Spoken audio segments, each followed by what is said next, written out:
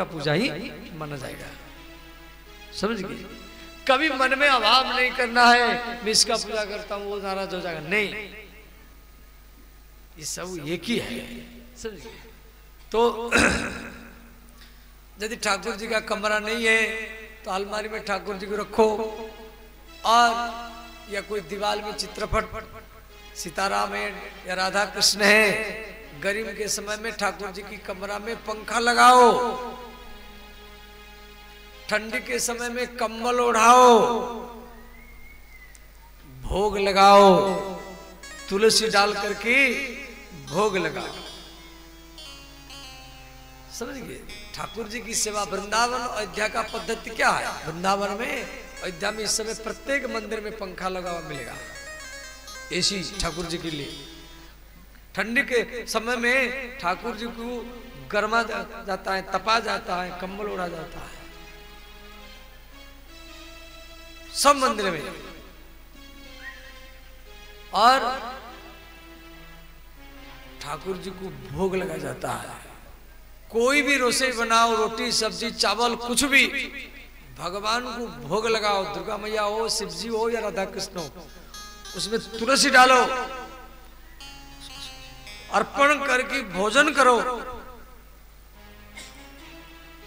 ये हिंदू सनातन धर्म का पद्धति है। कई व्यक्ति क्या करते हैं, ठाकुर जी को अलमारी में बंद कर दिए, वहां रिश्तेदारी में चले गए, 10-15 दिन के बाद में आते, ठाकुर जी अलमारी में बंद है। कई व्यक्ति इस तरीके से सेवा करते, वो माने वो ठाकुर जी को भगवान नहीं मानते, वो मूर्ति मानता है, मूर्ति। इसलिए तो 15 दिन तक बंद है ठाकुर जी, बंद मंदिर में, कमरा में। ऐसा नहीं, समझ गए? हमारी सनातन धर्म में ठाकुर जी को जीवंत माना जाता है। ठाकुर जी के नाम पर जमीन होता है, कोर्ट में उनकी नाम चढ़ा जाता है, ठाकुर बाड़ी है, सीताराम जी के नाम पर जमीन है, तो यहां मूर्ति नहीं माना जाता, सत साक्षात माना जाता है, विग्रह साक्षात भगवान का रूप है। और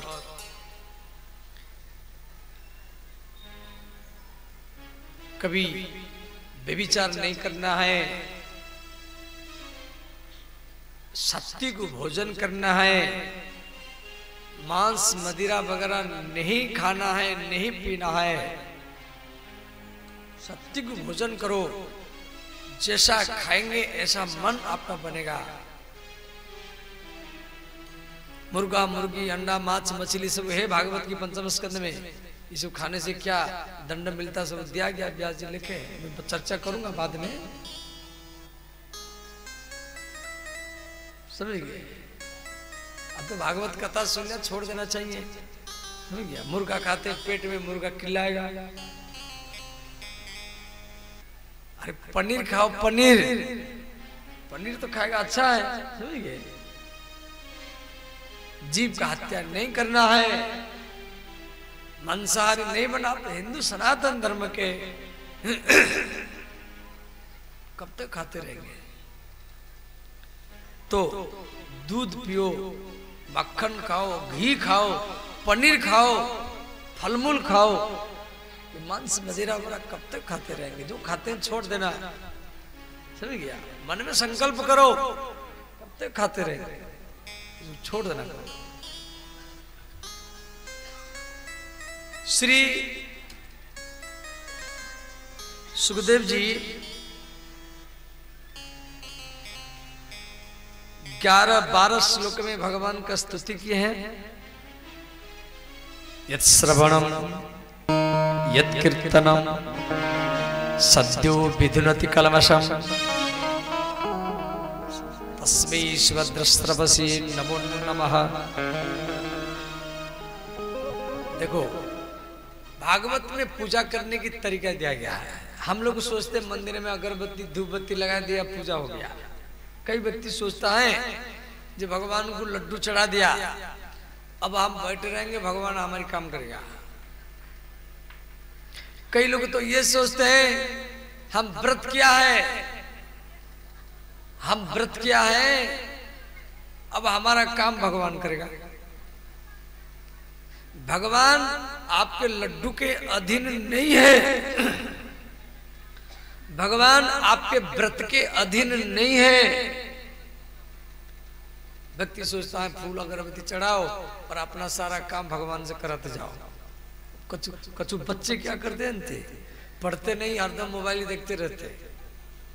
जब परीक्षा की समय आता है, गणेश जी को, सरस्वती को जाकर के 1 किलो लड्डू चढ़ाते हैं और बोलते हैं गणेश बाबा, हे सरस्वती मैया, हमको फर्स्ट डिवीजन दे दो।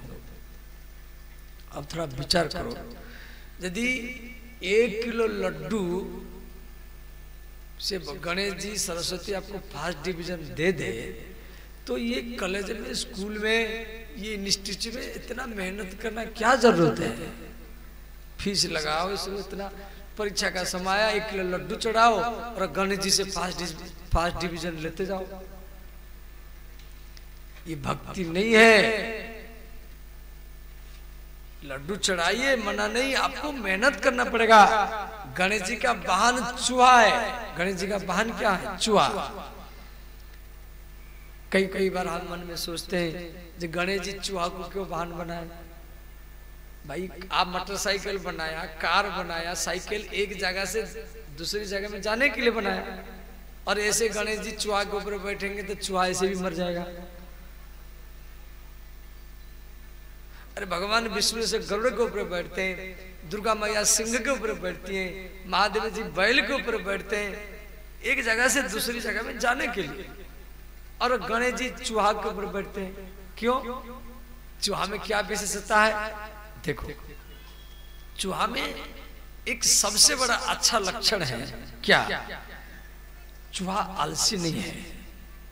चूहा हरदम मेहनत करता है, वो दिन भर काम करता रहता है। सारा समाज रात में सो जाता है, परंतु चूहा रात में नहीं सोएगा।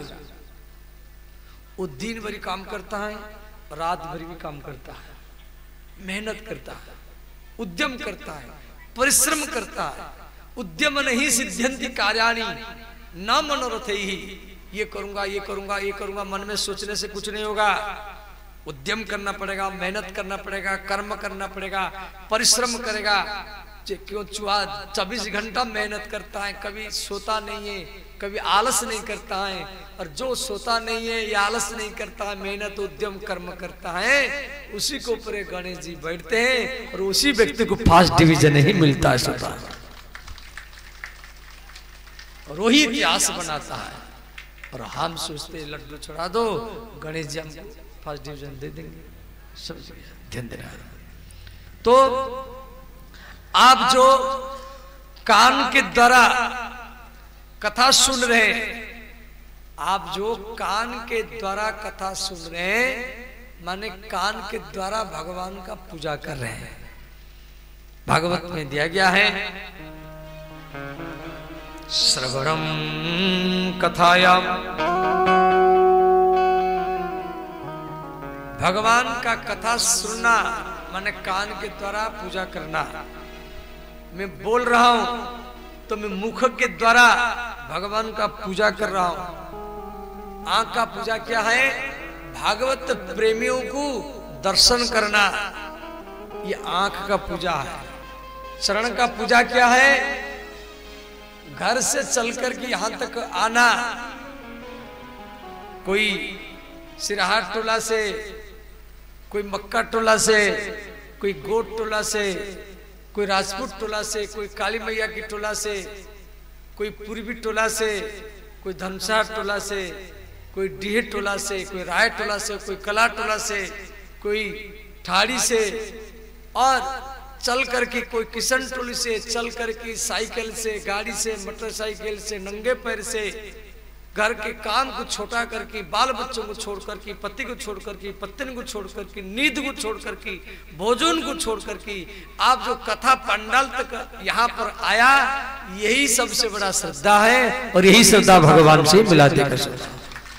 ये चरण का पूजा। क्यों? कथा सुनने के लिए घर के काम को छोड़ना, कथा सुनने के लिए पति को, पत्नी को, बच्चों को छोड़कर यहाँ पर आना। घर में होते तो खाते, घर में होते तो सोते, घर में होते तो मोबाइल देखते, घर में होते तो बीड़ी सिगरेट मदिरा पीते, कुछ तो करते। और यहां बैठने से ये सब छूट गया। जब तक आप भागवत की पाठशाला में बैठेंगे, एक तो बीड़ी सिगरेट मदिरा पी नहीं सकते। जब तक भागवत की पाठशाला में बैठेंगे, झूठ नहीं बोल सकते, कोई पाप नहीं कर सकते, किससे लड़ भी नहीं सकते। और जब तक भागवत की पाठशाला में बैठेंगे, कोई आपको काम भी नहीं बताएगा। यहां से जाएंगे तो काम करना पड़ेगा। मैं पहला दिन ही बताया था, जब भागवत में हर व्यक्ति नहीं आता है, जिसको हम लोग को चुन चुन करके वोट देते हैं, वो जाकर के एमएलए और एमपी बन करके दिल्ली और पटना में बैठता है। जिसको हम लोग को चुन करके वोट देते हैं, वो दिल्ली पटना में बैठता है। और जिसको स्वयं भगवान राम कृष्ण महादेव चुन करके वोट देते हैं, वो भागवत में आकर के ही बैठता सदा। भगवान के द्वारा चुने हुए व्यक्ति भागवत में आते हैं। दूसरा आएगा तो उसका मन लगेगा नहीं, यहां 2-4 चक्कर घूमेगा, घर चला जाएगा। भागवत में उसी व्यक्ति का मन लगेगा जिसको ऊपर राधा कृष्ण की कृपा हो, जिसको ऊपर सीताराम जी की कृपा हो, जिसको ऊपर महादेव का कृपा हो, उसी व्यक्ति का मन भागवत में लगता है, सबका लगता नहीं है। गोस्वामी तुलसीदास जी रामचरितमानस में लिखे हैं, आवत यही सर अति कठिनाई, आवत यही सर अति कठिनाई। यही सर माने भागवत की पंडाल, ये सर माने ये पंडाल, ये पंडाल में आना बड़ा कठिन है। तुलसीदास जी इसको रामचरितमानस में लिखे, आवत यही सर अति कठिनाई, आवत यही सर अति कठिनाई। और कौन आएगा? राम कृपा बिनु आई न जाई, राम कृपा बिनु आई न जाई। जब तक राम का कृपा नहीं होगी, तब तक व्यक्ति का मन भागवत में कभी भी लग नहीं सकता। वो हुल्लड़ मचा सकता है, लफड़ाबाजी कर सकता है, परंतु भागवत में मन नहीं लगेगा। राम कृपा बिनु आई न जाई, राम कृपा बिनु आई न जाई। और यहाँ आने में जो कठिनाई है वो क्या है? ना घर का काम, रसोई बनाना, बच्चों को खिलाना, बाजार से सब्जी लाना, गेहूं काटना, ये जो घर का काम ये हम पर आने नहीं देते हैं।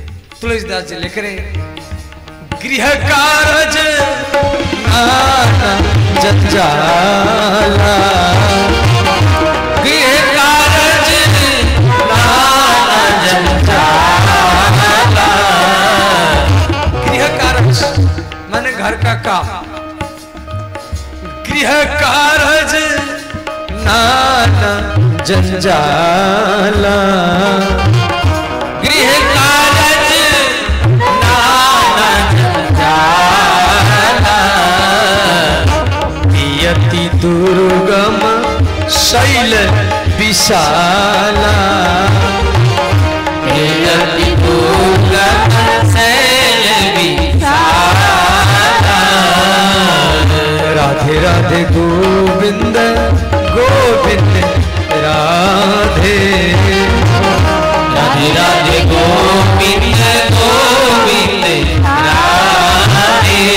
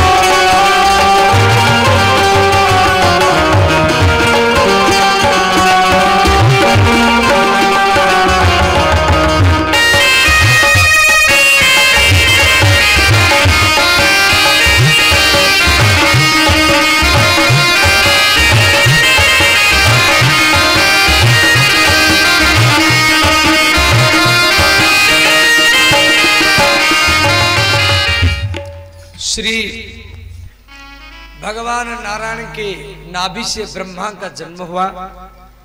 ब्रह्मा को तप तप सुनाई दिया। ब्रह्मा जी तपस्या किए।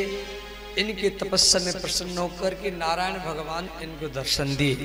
नारायण भगवान ब्रह्मा जी को बोले आप सृष्टि करो। ब्रह्मा जी प्रश्न किए भगवान मैं सृष्टि तो करूंगा, परंतु सृष्टि करने के बाद में मेरे मन में एक अहंकार ना आ जाए, इसके लिए कोई उपाय है? भगवान बोले है। श्री भगवान उवाच अहमेवास्म्यवाग्रे नान्यद यद सत असत परम पश्चादहम यद एतच्च यो अवशिष्यते सोऽस्म्यहम्। भागवत की द्वितीय स्कंद के नवम अध्याय में 32, 33, 34, 35 नंबर श्लोक, इसको चतुर्श श्लोकी भागवत कहा जाता है। भगवान नारायण ब्रह्मा जी को 4 श्लोक दिए, जिसको चतुर्श श्लोकी भागवत कहा जाता है। ब्रह्म के बारे में, जीव के बारे में, माया के बारे में, साधना के बारे में। उसके बाद में ब्रह्मा जी सृष्टि काम में लग गए। पुराण में 10 लक्षण होता है, भागवत में 2 लक्षण ज्यादा है, 12 लक्षण है, इसलिए भागवत को महापुराण कहा गया। पुराण शब्द का अर्थ है पूरा एव नयति इति सपुराण। पूरा माने प्राचीन, नयति माने नया।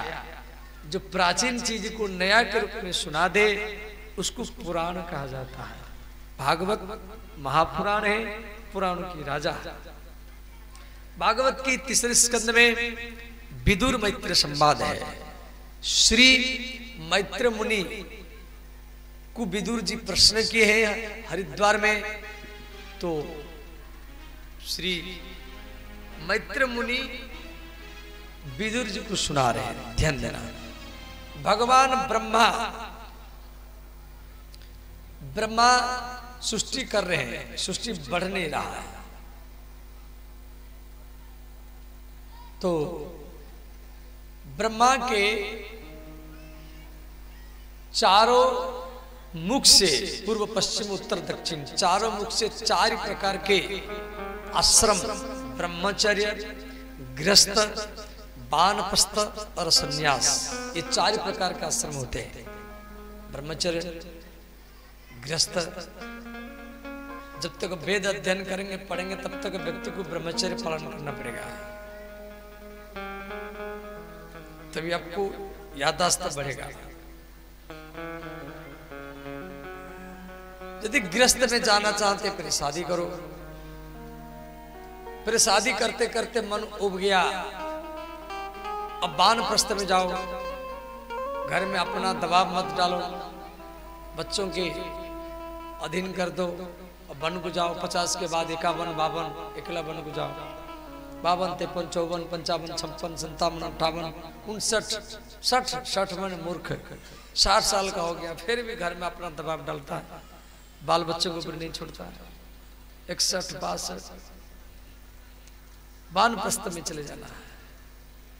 बच्चों को फिर छोड़ दो, भजन करो, राम राम कृष्ण कृष्ण भजन करो, नमः शिवाय जाप करो, दुर्गा मैया का पूजा करो, सदगुरुदेव का पूजा करो। फिर उसके बाद में सन्यास। सन्यास माने सम्यक रूप में न्यास, न्यास माने त्याग, भीतर से सब कुछ छोड़ देना है। पुत्र, पत्नी, बच्चे, धन, संपत्ति, प्रतिष्ठा। केवल घर छोड़ने से नहीं छूटता है। कई व्यक्ति घर तो छोड़ देते हैं, आवेश में छोड़ देते हैं, वहां जाकर के फिर वहां से संसार का याद करते हैं। घर छोड़ के भागने से संसार नहीं छूटेगा। अब हिमालय की गुफा में रहो, अयोध्या में छुपो, वृंदावन की गली में छुपो, तो भी आपके मन में संसार का हमला होगा, स्त्री का याद आएगा, पुरुष का याद आएगा। इसलिए भीतर से छोड़ना है, अंदर से छूटना है। वो अंदर से कैसे छूटेगा? जब आप घर में रह करके इसका अभ्यास करें। ऐसे घर द्वार छोड़ के भागने से नहीं होगा। जाओ साधु संत के सत्संग करते करते करते करते मन एकदम शुद्ध हो जाएगा, फिर मन किसी के ऊपर नहीं जाएगा। वो स्थिति में संन्यास आप ले सकते हैं। देखा देखी संन्यास लेंगे, वो संन्यास हो गया, साधु हो गया, हम भी हो जाएंगे, ऐसा नहीं होता। और 4 प्रकार के जाति, ब्राह्मण, क्षत्रिय, वैश्य और शूद्र। ब्राह्मण का कर्तव्य समाज को शिक्षा देना, क्षत्रियों का कर्तव्य समाज का सुरक्षा करना, वैश्यों का काम है समाज को जीविका देना, शूद्र का काम है समाज की सेवा करना। और इस प्रकार ये ब्रह्मा जी के 4 मुख से फिर सृष्टि तो नहीं बढ़ा, तो अंत में श्री ब्रह्मा जी चिंतित हो गए। तो ब्रह्मा जी के दोनों माने शरीर 2 भाग हो गया। दाएं भाग से एक मनु महाराज जन्म लिए और वाम भाग से शतरूपा। बोले श्री मनु महाराज की जय, शतरूपा महारानी की जय। ब्रह्मांड का प्रथम पति पत्नी मनु और शतरूपा। मनु शतरूपा कौन जानते? ध्यान देना, ये आपके आदि माता पिता। आदि माता पिता समझ जाते? प्रथम माता पिता। भाई देखो, आपका माता पिता आपको याद है, आपके माता पिता कौन आपको मालूम है? उसके माता पिता माने दादा दादी, वो भी आपको मालूम है, परंतु उसके माता पिता, उसके माता पिता, उसके माता पिता, उसके माता पिता, उसके माता पिता, वो आपको मालूम नहीं है। तो प्रथम माता पिता, इस ब्रह्मांड का प्रथम माता पिता मनु और शतरूपा, मनु महाराज और उनके पत्नी शतरूपा, और उनके बच्चे बच्चे होकर की आज संपूर्ण पृथ्वी में 800 करोड़ आबादी बन गए। 800 करोड़। हम सब मनु शतरूपा के संतान है, इसलिए हमको मनुष्य कहा गया, मानव कहा गया, क्यों हम मनु के संतान है। भागवत क्या है? भागवत आपके घर की कथा है। और हम क्या करते, अपनी प्रथम माता पिता को तो भूल गए, तो उनको याद दिलाने के लिए ये भागवत सुनना पड़ रहा है। श्री मनु और शतरूपा। शतरूपा हमारी प्रथम माता है। शतरूपा नाम क्यों रखा गया? ना पति प्रत्यार्थे सतम रूपम धारेति इतिसा शतरूपा। पति को प्रसन्न करने के लिए स्त्री 100 प्रकार के आभूषण पहन सकती है। स्त्री का माथा है, परंतु इसमें जो सिंदूर है वो पति का होता है। स्त्री का हाथ है, उसमें जो चूड़ी है वो पति का होता है। स्त्री का गला है, उसमें जो मंगलसूत्र है उसके पति का होता है। स्त्री का चरण है, परंतु उसमें जो बिछिया है उसकी पति का होता है। पति के चले जाने के बाद में स्त्री आभूषण पहन नहीं सकती। सनातन धर्म उसको मान्यता नहीं देगा। और प्रथम माता शतरूपा है। फिर ब्रह्मा जी मनु शतरूपा को बोला, आप सृष्टि करो, मैथुन पद्धति से संतान उत्पन्न करो। तो हमारी माता पिता हमको जन्म दिया, तो हमारा भी कर्तव्य मरने से पहले हम किसको जन्म दे, तभी हमारा पितृ ऋण चुकेगा।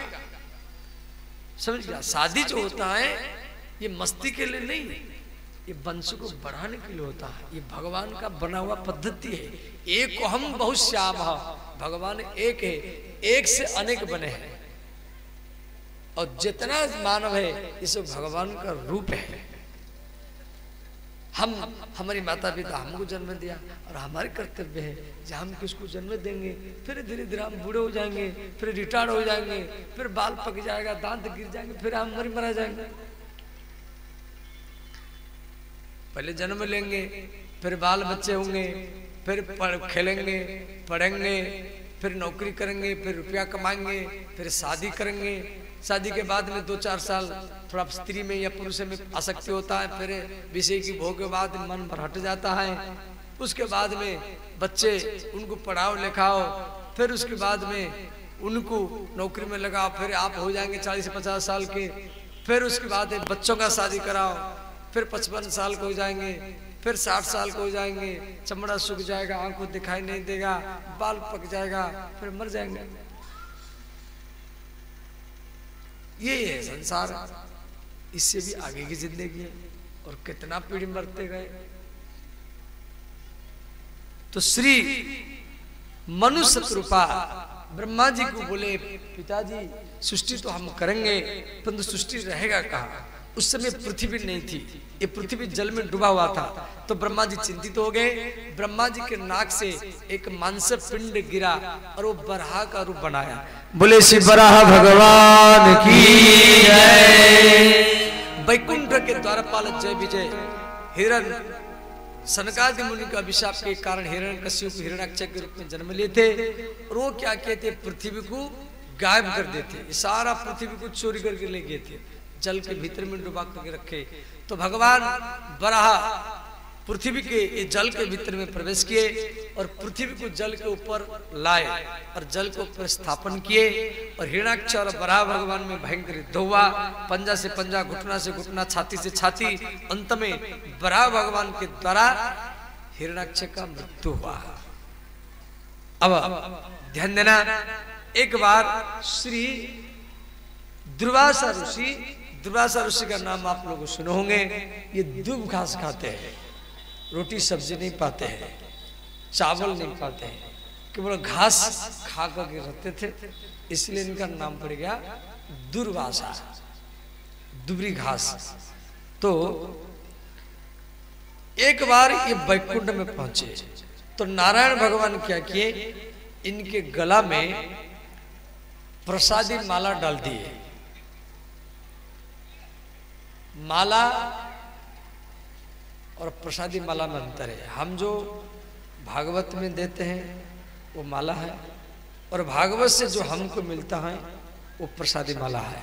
हम जो मंदिर में देते हैं उसके नाम में भोग है, और मंदिर से जो हमको मिलता है उसका नाम प्रसाद है। भोग को छुपा करके लिया जाता है, इसलिए पर्दा लगाया जाता है, उसमें आपका भाव छुपा हुआ है, इसलिए उसका नाम पड़ा भोग। और प्रसाद में भगवान का प्यार, भगवान का दया छुपा हुआ है, इसलिए उसका नाम है प्रसाद। प्रसाद को अकेला खाना नहीं चाहिए, प्रसाद को बांट कर खाना चाहिए।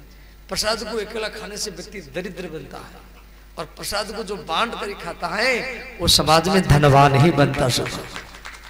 प्रसाद को जितना बांटेंगे इतना आपका धन बढ़ेगा। ये कोई जरूरत नहीं है कोई मनुष्य को बांटो, आप चींटी सीटा को बांटो। चिनोरी का प्रसाद चींटियों को खिला दो, गैया को खिला दो, कुत्तों को खिला दो। जहाँ चींटी है वहाँ गुड़ डाल दो, वहाँ चीनी डाल दो, और वो चींटी आपके दिया हुए गुड़ को खाएंगे, और वो चींटी का आशीर्वाद भी आपको भगवान से ही मिला देगा। वृंदावन में आप कभी जाएंगे, हमारी जो आश्रम है गुरु जी का सुदामा कुटी, वहां चींटियों के पंगत होता है, पक्षियों का पंगत समझ गए, भोजन, पक्षियों का भोजन, चींटियों का भोजन, कुत्ताओं का भोजन, फिर गैयाओं का भोजन, बांदरों का भोजन। और उसके बाद में जो बूढ़ी माता जो सब घर घर छोड़ के चली जाती हैं, बूढ़ी माता या विधवा माता जिनकी कोई है नहीं, उन लोगों का भोजन होता है। उसके बाद में साधु संत का भोजन होता है डेली, सबका अलग अलग पंगत। इसलिए जहाँ चींटी चींटा है, जहाँ पक्षी है, उनको खिलाओ, समझिए, उनका आशीर्वाद भी आपको भगवान से मिला देगा। तो इस प्रकार श्री दुर्वासा ऋषि भगवान के प्रसादी माला को पेर करके वैकुंठ से पृथ्वी पर आ रहे हैं। रास्ता में इंद्र मिले, ये इंद्र के गला में माला डाल दिए।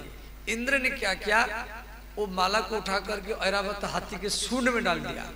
ऐरावत हाथी के 4 दांत हैं, गांव में जो हाथी उनके 2 दांत होते हैं। वो ऐरावत हाथी वो माला को कुचल दिया। तो दुर्वासा ऋषि नाराज हो गए। दुर्वासा ऋषि बोले, अरे राम राम राम, देखो भगवान के माला को ये कितना बेइज्जत किया। तो दुर्वासा ऋषि इंद्र को अभिशाप दिए, ये तू श्रीहीन हो जा, संपत्तिहीन हो जा। तो सारा देवलोक में जितना संपत्ति था वो समुद्र में जाकर के गिरा। देवता लोग ब्रह्मा जी के शरण में गए। ब्रह्मा जी बोले, राक्षसों के साथ मित्रता करो और समुद्र मंथन करो।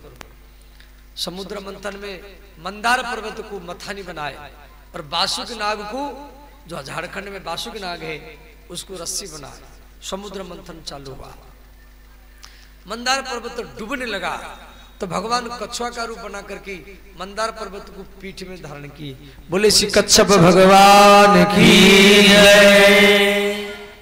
तो समुद्र मंथन का उद्देश्य रहा अमृत प्राप्त करने के लिए, परंतु पहले विष प्रकट हो गया, जहर। पहले हलाल विष प्रकट हो गया। देखो समाज में कोई भी अच्छा काम करो ना, पहले निंदा होगा, पहले बुराई होगा। बुराई को, निंदा को सुन करके काम को रोकना नहीं है। समुद्र मंथन का उद्देश्य अमृत, पहले विष प्रकट हो गया, जहर। यदि रोक देते तो फिर अमृत मिलता। देवता लोग घबरा गए, भाई विष प्रकट हो गया, इसको कौन लेगा। तो भगवान शिव जी के शरण में गए। शिव जी क्या किया, विष को हाथ में लिए, उसको पान किए। पान करते समय अंगुलियों की छेद में 2-4 बिंदु जमीन पर गिरा। वो बिच्छू सर्प वगैरह पी लिए, उसमें भी सर्प जहर का विष का प्रभाव आ गया। भगवान शिव विष तो पान किए, परंतु वो विष को भीतर में नहीं लिए, वो गला में धारण किए। इनका गला नीला पड़ गया, नाम पड़ा नीलकंठ। बोले श्री नीलकंठेश्वर भगवान की जय। उसके बाद में फिर समुद्र मंथन चालू हुआ। समुद्र से 14 रत्न प्रकट हुए। कामधेनु गो माता प्रकट हुई। उसको ऋषि लोग बोले हम लेंगे, हमें हवन करेंगे, घी चाहिए। फिर एक उच्च सेवा घोड़ा प्रकट हुआ, उसको राक्षसों के राजा बलि लिए।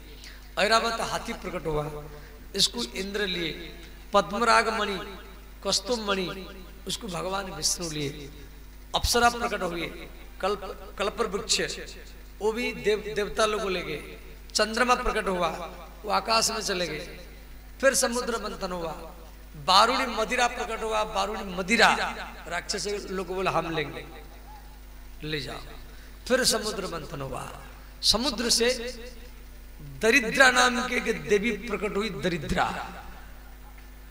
अब दरिद्रा को कौन लेगा, दरिद्रा की स्त्री है। दरिद्रा समुद्र से प्रकट हुई, और जितना सब ऋषि मुनि देवता बोले हमको नहीं चाहिए, हमको नहीं चाहिए, हमको नहीं चाहिए दरिद्रा। अब भी लक्ष्मी पूजा में, दिवाली में बोलते ना दरिद्रा बाहर, अब बोलते ना दरिद्रा बाहर लक्ष्मी भीतर। आप भी दरिद्रा को भगाते। दरिद्रा को कोई स्वीकार नहीं किया। तो उद्दालक मुनि आए, बोले हम स्वीकार करेंगे। तो दरिद्रा उद्दालक मुनि इसको स्वीकार किए। उद्दालक मुनि के पास में दरिद्रा रही। दरिद्रा की एक कन्या हुई जिसके नाम है सुजाता।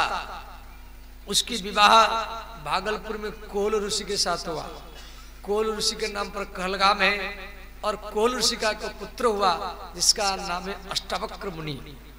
और अष्टावक्र मुनि जो जनक जी के गुरु थे, और ये अष्टावक्र गीता भी है, समझ गए। अब फिर समुद्र मंथन हुआ, और समुद्र से देवी लक्ष्मी प्रकट हो गई। बोले श्री लक्ष्मी महारानी की जय। ये दरिद्रा लक्ष्मी की बड़ी बहन है। पहले दरिद्रा का उत्पत्ति हुआ, उसके बाद में लक्ष्मी का प्रकट हुआ। अब लक्ष्मी को देख करके सब बोले हमको चाहिए, हमको चाहिए, हमको चाहिए, हमको चाहिए। समुद्र ने कहा सावधान, सब लाइन में बैठो। मेरे बेटी लक्ष्मी जिसको पसंद करेगी उसकी गला में माला डालेगी। तो लक्ष्मी माला लेकर के देवताओं के पंक्ति में गई। वो देवताओं को पसंद नहीं किया, इसे भोग बुद्धि है। फिर राक्षसों के पंक्ति में गई, और राक्षसों को भी पसंद नहीं किया। ये आपस में लड़ते रहते हैं। फिर बड़े बड़े जटाधारी ऋषि मुनियों के पंक्ति में गई, इनमें क्रोध ज्यादा है। बड़े बड़े ज्ञानियों के पंक्ति में गई, इनमें आसक्ति ज्यादा है, उनको भी पसंद नहीं किया। महादेव जी बैठे, महादेव जी को भी लक्ष्मी पसंद नहीं किया। ये भांग पीते हैं, स्मशान में रहते हैं, चमड़ा लटकाते हैं, सर्प लटकाते हैं, भस्म लेपन करते हैं। लक्ष्मी पसंद नहीं किया। भगवान विष्णु भी बैठे, उस लाइन में विष्णु भगवान ही बैठे, और विष्णु भगवान लक्ष्मी को देख नहीं रहे। ये तो सब देवता लोग लक्ष्मी को देख रहे हैं, वो देख नहीं रहे। अब लक्ष्मी ने विचार किया तो हमको देख भी नहीं रहा। तो लक्ष्मी माता ने क्या कि पीछे से जाकर के श्री भगवान विष्णु नारायण के गला में माल्यार्पण किया। बोले श्री लक्ष्मी नारायण भगवान की जय। लक्ष्मी उसी के पास आती है जिसको लक्ष्मी नहीं चाहिए। लक्ष्मी माने धन, धन उसका ही बढ़ता है जिसको धन का चाह न हो। वृंदावन में साधु संत उनके पास करोड़ों करोड़ रुपया है, क्यों? उनके अंदर धन का चाह नहीं। कोई भगत आता है दे देता है, कोई घी भेज दिया, कोई कपड़ा भेज दिया, कोई ट्रक ट्रक कंबल भेज दिया, कोई ट्रक ट्रक भूसा भेज दिया, सब चल रहा है। आश्रम करोड़ों करोड़पति का आश्रम चल रहा है। हमारी महाराज जी सुदामकुट में डेली 3-4 हजार आदमियों का भोजन बनता है डेली। पूज्य पास रमेश बाबा वह 60,000 गाय है। कितना? 60,000 गाय अभी भी है। एक गैया यदि 200 रुपया की चारा खाएगी, 60,000 गायों के खाना 12 लाख, एक दिन में 12 लाख रुपया का भोजन। 60,000 गाय समझ जाते? कई किलोमीटर में गौशाला बना हुआ, एक दिन में तो 8-10 ट्रक भूसा चला जाता। इतना बड़ा गौशाला भारत में कहाँ नहीं है। महाराज जी को राष्ट्रपति श्री ये रामनाथ कोविंद, प्रधानमंत्री श्री नरेंद्र मोदी, इनको माने पद्म भूषण उपाधि दिए। महाराज जी बोले हमको पद्म भूषण उपाधि नहीं चाहिए, हमें दिल्ली नहीं जाएंगे, हम वृंदावन को छोड़ के बाहर नहीं जाएंगे। आज भी महाराज वृंदावन छोड़ के बाहर नहीं जाते। उनका नाम है पूज्य पाद श्री रमेश बाबा, जिनसे हम भागवत अध्ययन किए। तो इतना इतना गैयाओं का पालन होता है। अब महाराज जी के पास बड़े बड़े टाटा बिरला डालमिया जाते हैं। आपके मुख्यमंत्री नीतीश कुमार भी कई बार गए, लालू भी कई बार गए। लालू का बेटा जो छोटा बेटा वो ही रहता था महाराज जी के पास, बंसी बजाता था। तो जिनको संपत्ति नहीं चाहिए उन्हीं के पास ही धन आता है। को लक्ष्मी भगवान नारायण लक्ष्मी को चाह नहीं रहे थे और लक्ष्मी उनके पास आ गई। तो ध्यान देना, फिर समुद्र मंथन हुआ, फिर समुद्र से श्री धन्वंतरी भगवान प्रकट हुए। बोले श्री धन्वंतरी भगवान की जय। धन्वंतरी भगवान के हाथ में अमृत कलश है और अमृत कलश को राक्षस लोग ले गए। अब देवता लोग हताश होकर के भगवान विष्णु के शरण में गए। बोले भगवान समुद्र मंथन हम भी किया, अरे अमृत कलश राक्षस लोग ले गए। भगवान बोले चिंता मत करो, जो हारता है वो मुझे प्रिय है, अब हम आपका पक्ष लेंगे। भगवान क्या किए, एक सुंदर स्त्री का रूप बना लिया, मोहिनी। बोले श्री मोहिनी भगवान की जय। भगवान मोहिनी का रूप बना करके राक्षसों के बीच में आ गए। इतना सुंदर स्त्री का रूप बनाए, सब राक्षस आपस में लड़ रहे थे और अमृत पीने के लिए सब राक्षस क्या किया, अमृत कलश को वो मोहिनी भगवान का हाथ में पकड़वा दिए। बोले देवी इसको बांट दो। अब भगवान मोहिनी के हाथ में अमृत कलश आ गया। एक पंक्ति में देवता बैठे, एक पंक्ति में राक्षस बैठे। मोहिनी भगवान क्या किए, देवताओं को बांटना चालू किए। बांट रहे देवताओं को और देख रहे राक्षस को। भगवान मोहिनी रूप में बांट रहे तो देवता को और देख रहे राक्षसों को, और राक्षसों को ऐसे लगा ये मुझे ही पसंद करती है, सबको ऐसे लगा। तो उसमें राहु नाम का एक राक्षस था। वो क्या किया, देवता का रूप बना करके सूर्य और चंद्रमा के बीच में जाके बैठा। उसको भी अमृत मिल गया। तो सूर्य चंद्रमा दोनों शिकायत किए। भगवान सुदर्शन चक्र से उसका मस्तक काट दिए।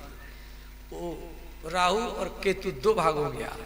आज भी सूर्य को चंद्रमा को हमला करता है, जिसको सूर्य ग्रहण और चंद्र ग्रहण के रूप में हम लोग मानते हैं।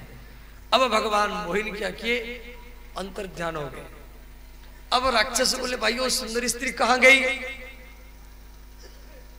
दूसरे ने कहा अमृत कलश कहां गया, देखो देखो कौन है। तो मालूम पड़ा अरे ये तो भगवान विष्णु थे, सुंदर स्त्री के रूप में आए, देवताओं को अमृत पिला दिया और चले गए। देवता लोग अमर हो गए अब राक्षस लोग क्या किए, देवताओं के ऊपर हमला किए। देवता तो अमृत पी चुके हैं, अब उनका मृत्यु होगा नहीं। अब राक्षस लोगों से मरते गए, भयंकर युद्ध हुआ, देवासुर संग्राम जिसको भागवत में कहा गया। अंत में नारद जी आए, युद्ध बंद किए। तो जो बच्चे कुछ राक्षस थे उनको बोले काम करो, आपके गुरु शुक्राचार्य है, देवताओं के गुरु का नाम है बृहस्पति और राक्षसों के गुरु का नाम है शुक्राचार्य। तो आपके गुरु शुक्राचार्य जी के पास में मृत्यु संजीवनी विद्या है, वो मरे हुए व्यक्ति को जीवित कर देते हैं। इसलिए उनको बुलाओ, जितना राक्षस मरे सबको जीवित करो। शुक्राचार्य जी आए, मृत्यु संजीवनी विद्या के द्वारा सब राक्षसों को जीवित कर दिए। अब राक्षसों के राजा बलि महाराज शुक्राचार्य जी को गुरु के रूप में मान करके एक यज्ञ किए। यज्ञ कुंड से एक रथ प्रकट हुआ और उसी रथ में बैठ करके बलि महाराज जो राक्षसों के गुरु और वो देवताओं के ऊपर हमला किए। देवता लोग भयभीत होकर के स्वर्गलोक को छोड़ करके भाग गए। अब इधर देवताओं की माँ अदिति, राक्षसों के माँ का नाम है दिति, राक्षसों के माँ का नाम है दिति और देवताओं की माँ का नाम है अदिति। और दोनों के पति एक है, कौन? कश्यप। कश्यप ऋषि है, उनकी दो पत्नी है, दिति और अदिति। दिति से राक्षस लोग को जन्म लिए। दिति माने भेद बुद्धि, जहां भेद बुद्धि वहां राक्षस जन्म लेते हैं। अदिति माने जहां अभेद बुद्धि, जहां एकता, और वहां पर देवता लोग जन्म लेते हैं। तो देवता की माता अदिति अपने पति कश्यप जी के पास गई, बोली स्वामी राक्षस लोग मेरे बेटाओं को भगा दिए, मुझे एक ऐसा पुत्र चाहिए जो देवलोक की संपत्ति ला करके मेरे पुत्रों को दे दे। तो कश्यप जी बोले आपको एक व्रत करना पड़ेगा। कौन सा व्रत? ना पयो व्रत है। पय माने दूध, पय शब्द का अर्थ दूध, और वो भी गैया का दूध, भैंस का दूध नहीं। 12 दिन तक गैया का दूध पी करके रहना पड़ेगा। जल नहीं पिएंगे, रोटी नहीं खाएंगे, फल फूल भी नहीं खाएंगे। सुबह दोपहर शाम तीनों टाइम गैया का दूध पी करके रहेंगे, ब्रह्मचर्य में रहेंगे, जमीन पर सोएंगे, समझ गए। और गैया को अपने हाथ में चारा खिलाएंगे। जब राम मंदिर की प्रतिष्ठा हो रहा था, जिस वक्त प्रकार प्रधानमंत्री कर रहे थे, और इस प्रकार भगवान नारायण का पूजा करना है, गैया को चारा खिलाना है, ब्रह्मचर्य में रहना है, जमीन पर सोना है, और 12 दिन तक भागवत कथा सुनना है। 12 दिन तक, ये 12 दिन का व्रत है। और इस प्रकार अदिति माता किया तो श्री भगवान अदिति माता को दर्शन दिए। बोले माता आपको क्या चाहिए? अदिति माता ने कहा भगवान मुझे आप जैसा एक बेटा चाहिए। भगवान बोले मेरे जैसा पुत्र चाहिए? तो मेरे जैसा तो मैं ही हूं, दूसरा तो नहीं है। तो ठीक है, मैं स्वयं आकर के आपका पुत्र बन जाऊंगा। भगवान इतना कह करके अंतर ध्यान हो गए। तो भगवान क्या किए, कश्यप जी के शरीर में आए, फिर अदिति माता के गर्भ में आए, और श्री अदिति माता के गर्भ में भगवान रहे। और भाद्र मास शुक्ल पक्ष द्वादशी को, भाद्र मास शुक्ल पक्ष द्वादशी को अदिति माता के गर्भ से भगवान वामन के रूप में प्रकट हुए। बोले श्री वामन भगवान की जय, अदिति माता की जय, कश्यप महाराज की जय। इस प्रकार विधिवत भाव से अभिषेक क्या किया। ओम मंगलो गुरुपाद मंगलो, मंगलम गुरुपाद मंगलम, ओम मंगलो गुरुपाद मंगलो, ओम मंगलम गुरुपाद मंगलम, ओम मंगलो गुरुपाद मंगलो, ओम मंगलम गुरुपाद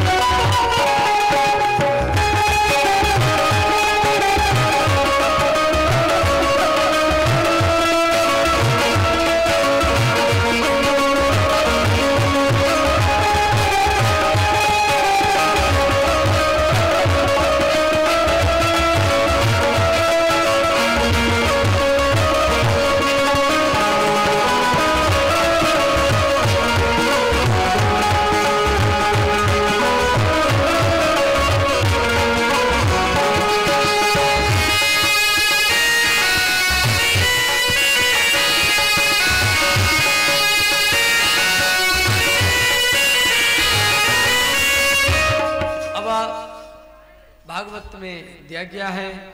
श्री वामन भगवान का वेद मंत्र से पूजा होगा। मुख्य जजमान, जजमानी और वरिष्ठ कार्यकर्ता हमारी यहाँ पर आए और श्री वामन भगवान का पूजन करे। सबको चावल पकड़ाइए, वेद मंत्र से पूजन किया जाए। अभी हमारे बीच भगवान वामन अवतार लिए। अब समस्त कार्यकर्ता, समस्त जजमान के द्वारा भगवान का पूजन होगा और आपको भी पूजन करने का अवसर प्राप्त होगा। सभी को अपने स्थान में ही बैठे रहे। पहले मंच पे भगवान का पूजन समस्त कार्यकर्ता लोग करेंगे, फिर भगवान आपके पास खुद चल करके जाएंगे। आप भगवान के मंडल में दान देंगे और वहीं आशीर्वाद प्राप्त करेंगे। हस्त जलाक्षर पुष्पाणि गृहीत्वा ओम हरि ओम स्वस्ति न इंद्रो वृद्धसर्वाः स्वस्ति नः भोगा विश्ववेदाः स्वस्ति नस्तार्क्ष्यो अरिष्टनेमिः स्वस्ति नो बृहस्पतिर्दधातु ओम पुनन्तु मां देवजनः पुनन्तु मनसा धियः पुनन्तु विश्वभूतानि जातवेद पुनीहिमाम् ओम ध्यानं समर्पयामि श्री वामन चरण कमलेभ्यो नमः। ध्यानान्ते चंदनम, वामन भगवान को तिलक करेंगे सभी कोई। ओम गंधद्वारा दुराधर्षा नित्य पुष्टाम करीसिनीम ईश्वरीं सर्वभूतानां तामिहो पहवे श्रियम। ओम गंधम चंदनांते अक्षतम, अक्षत चढ़ाएंगे। एकताक्षतम समर्पयामि श्री वामन चरण कमलेभ्यो नमः। पुष्पम ओम माल्यादिनी सुगंधिनी मालद्यादिनी वे प्रभो मया हितानि पुष्पानि पूजार्थं प्रतिगृहीताम्। ओम वामन चरण कमलेभ्यो नमः। द्रव्य दक्षिणाम, दक्षिणा भगवान के कमंडल में ही रखेंगे, कमंडल में डाल दीजिए। ओम हरि ओम हिरण्यगर्भः समवर्धताग्रे भूतस्य जातः पतिरेक आसीत सदाधार कस्मै देवाय हविखा विधेमः। द्रव्य दक्षिणाम समर्पयामि श्री वामन चरण कमलेभ्यो नमः। आरतिज्ञम, आरती का थाली उठाइए। ओम हरि ओम चंद्रमा मनसो जातस्य चक्षुः सूर्यो अजायत श्रोत्राद्वायस्य प्राणस्य मुखादग्निरायत। आरतिज्ञम समर्पयामि श्री वामन चरण कमलेभ्यो नमः। बोलिए वामन भगवान की जय। अब बहुत सुंदर सुंदर आज लीला भी है। सभी को बढ़िया मंच वाले पंडा